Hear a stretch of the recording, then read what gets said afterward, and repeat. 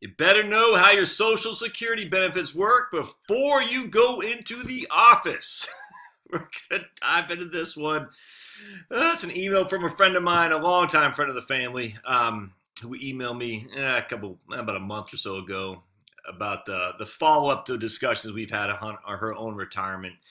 She's a widow, all right, sudden widow, and one of the reasons I started the YouTube channel because you just don't know when your time is up or your spouse's time is up or whatever. You just don't know, and hopefully you're not pushing things off your enjoyment of your lives together under this assumption that it will be there in the future because you just don't know. So I'm not going to get into her situation here today, but she sent me this email. Obviously, you won't know who she is, but I do, and it's important to understand how this stuff works because you could really be up the creek without a paddle if you're not careful. All right, so let's go to this. Hey, Josh, I've been following your emails and enjoying them quite a bit.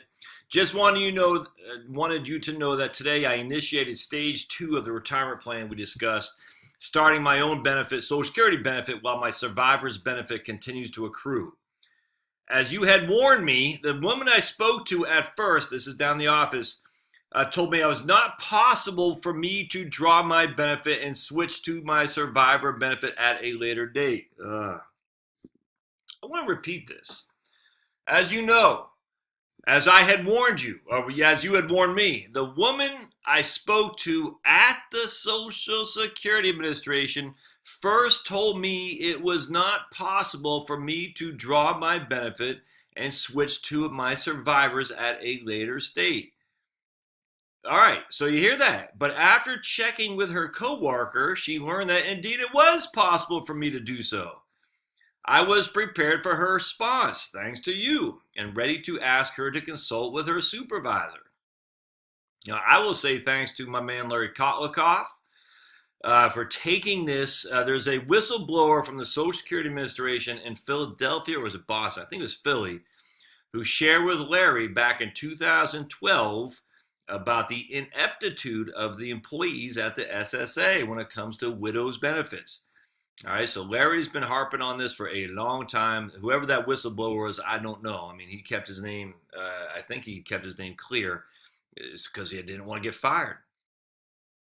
The Social Security Administration simply did not act. They did not act. And Larry, thankfully, because he has got a microphone, or megaphone, I should say, was able to put the pressure on them. So after many a year, finally, in 2018, February, the OIG, the Office of Inspector General of the Social Security Administration, issued a report that said the Social Security Administration had wrongly denied over $100 million in benefits to widows.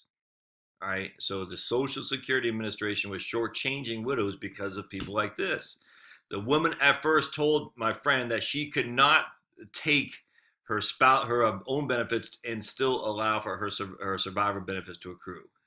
So obviously, I just got this email last month. The OIG office came back with a report last year in February. So 12 months have gone by, and yet they're still saying the same thing. It's scary, man, because how many people were knowing about the shortchanging of survivors? I bet not that many. But the OIG reported that they were doing this, all right? And obviously the Social Security Administration has not done what they're supposed to do to educate their staff. And so my friend here, who's a dear friend of mine, by the way, would have made a mistake if she listened to this person without knowing that person wrong. Infuriates me. Do I blame that individual at the SSA? No, because she didn't know either, all right? The training that they have is inferior. It's not nefarious. It's just completely suspect, and it needs to be addressed because we have the OIG report stating that it's like $127 million of people's rightly by law money was neglected, was denied. Thankfully, she knew better, this woman here. My survivor's benefit will max in 3.5 years, so that is the window for this phase. The phase that she'll take her own benefit and wait for her survivor benefit to kick in until 3.5 years, when it'll be a full survivor benefit because she's under the age of 66. She's under her full retirement age.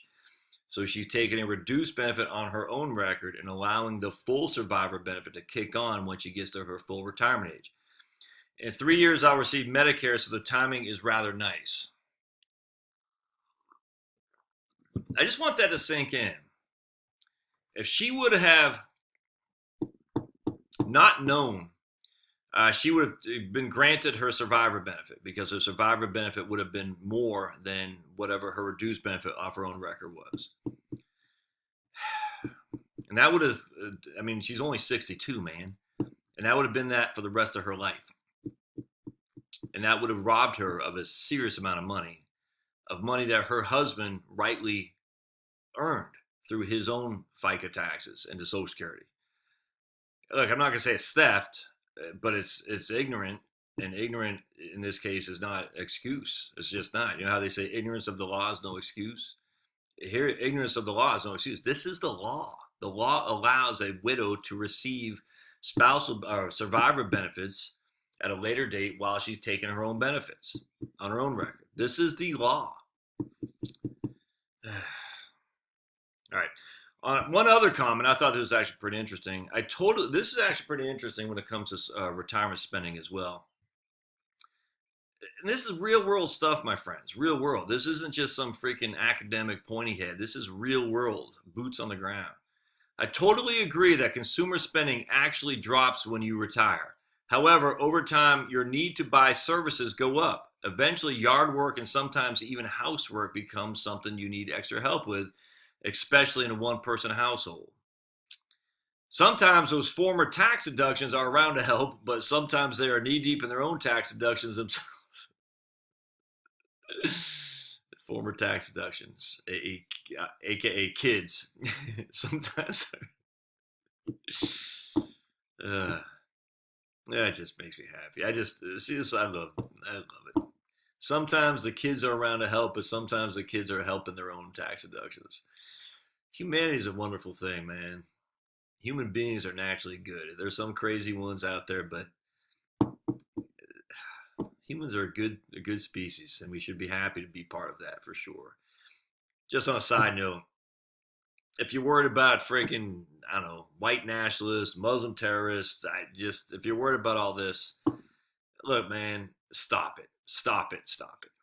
We'll just use Muslims, for example. Whether 1 billion Muslims in the world, something like that. I mean, even if 1% of that population was terroristically inclined to actually take action, we'd all be dead. All right, that's all there is to it.